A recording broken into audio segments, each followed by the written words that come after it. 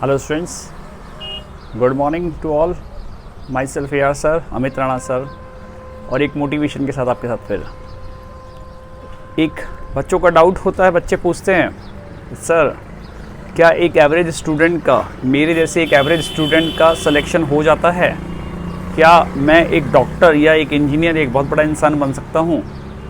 तो मेरा आपको कहना होगा कि मैं भी एक एवरेज स्टूडेंट था, लेकिन एक एवरेज स्टूडेंट मेहनत करके अपने इंटेलिजेंसी से आगे बढ़ जाता है और कॉन्फिडेंस, आत्मविश्वास आपका बना रहना चाहिए।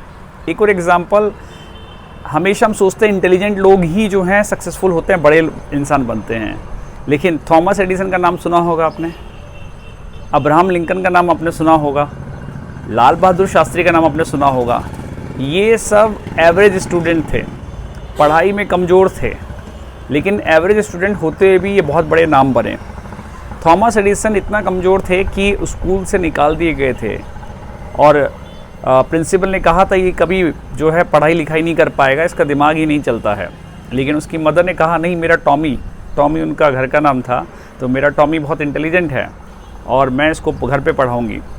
उसने प्राइवेट स्टडीज़ की, घर पे पढ़ाई की थॉमस एडिसन ने, और प्राइवेट स्टडीज़ करके थॉमस एडिसन जो है कॉलेज तक पहुँचे, प्रोफेसर बने। कॉलेज में रहते हुए उन्होंने बहुत सारी रिसर्च की अपनी, और उस रिसर्च में एक नाम है बल्ब का इन्वेंशन। बल्ब के इन्वेंशन के समय उन्होंने 20,000 एक्सपेरिमेंट कर दिए। अगर बताओ वो इंटेलिजेंट होते या बहुत स्मार्ट एक्टिव होते, आइंस्टीन होते, तो सोच के ही सब कुछ कर देते ना, इतने एक्सपेरिमेंट की कहाँ जरूरत पड़ती। 20,000 एक्सपेरिमेंट, ये अपने आप में साबित करता है कि थॉमस एडिसन एक एवरेज थे लेकिन बहुत मेहनती थे। 10,000 एक्सपेरिमेंट उनके कंप्लीट हो चुके थे। तब एक शुभचिंतक पड़ोसी उनके पास आया, बोला अरे थॉमस ये क्या कर रहे हो तुम 10,000 बार फेल हो चुके, तुम्हें समझ में नहीं आता है क्या?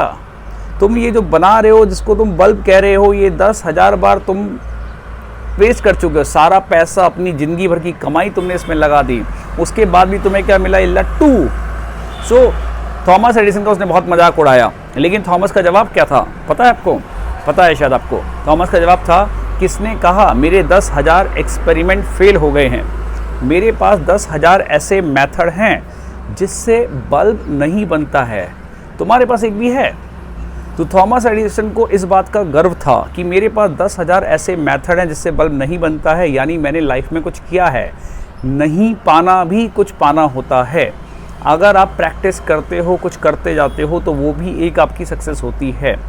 जैसे मैंने आपको बताया है, हमेशा बोलता हूँ मैं कि बच्चों ये सफलता मिलना, नीट में सेलेक्ट होना, IIT में सेलेक्ट होना, ये सफलता का सही मायने नहीं है। क्योंकि बहुत सारे लोग जो डॉक्टर नहीं बनते, क्या वो बड़े इंसान नहीं हैं? बहुत सारे लोग जो इंजीनियर नहीं बनते, क्या वो बड़े इंसान नहीं हैं? सफलता आपके अंदर होती है, ये धीरे धीरे धीरे धीरे बीज की तरह बढ़ती है, और ये धीरे धीरे बीज की तरह बढ़ के कब पेड़ का रूप लेगी, कब ये बहुत बड़ा एक बड़ा बवंडर खड़ा करेगी, ये आपको भी नहीं पता होता है ना। तो ये सफलता आती है लेकिन टाइम लेती है, कभी जल्दी आ जाती है, कभी लेट आती है। एक स्टूडेंट था, दिल्ली का एक स्टूडेंट था, उसके बारे में मैंने सुना था कि 10th में 12th में फेल, हमेशा कॉलेज के अंदर 3rd डिवीज़न से पास। उसके बाद घर वालों ने लताड़ा, शादी वादी भी हो गई, घर वालों ने लताड़ा, तो वो जयपुर का था स्टूडेंट, दिल्ली चला गया था। फिर वो घर वालों के कहने पर कि तू नालायक है, कुछ नहीं है, दिल्ली चला गया। दिल्ली में 2 साल कालू सराय में रहा, ट्यूशन्स की, IAS की, और 2 साल जो है उसको पता नहीं क्या लगा कि मैं किसी लायक नहीं हूँ, इस बार लायक बन के ही लौटूंगा, और 2 साल बाद वो IAS बन के घर लौटा। तो ऐसा नहीं है जो एक एवरेज स्टूडेंट होता है, पढ़ाई नहीं करता, 10th में 12th में फेल था या 3rd डिवीज़न था, ग्रेजुएशन में 3rd डिवीज़न था और IAS बन गया। कैसे बन गया? दिमाग तो था ना, लेकिन उसने दिमाग को यूज़ नहीं किया।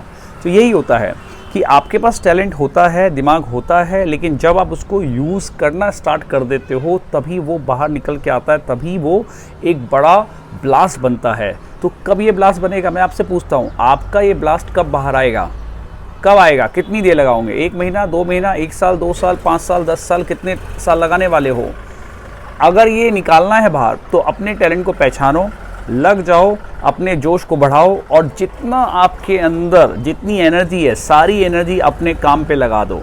आउटपुट आता है, ये कहा है कि अगर आपने सारी एनर्जी अपने काम पे लगा दी तो उसका जो जोश या उसका आउटपुट आएगा वो ऐसा आएगा कि आपके अंदर सेटिस्फेक्शन तो आएगा, दुनिया भी देखेगी आपको, है ना। सो ऑल द बेस्ट सभी को, अपने कैरियर को एक्सट्रीम पे लेके जाएं, लेकिन जुनून आपका उसके लिए बहुत हाई होना चाहिए। Thank you.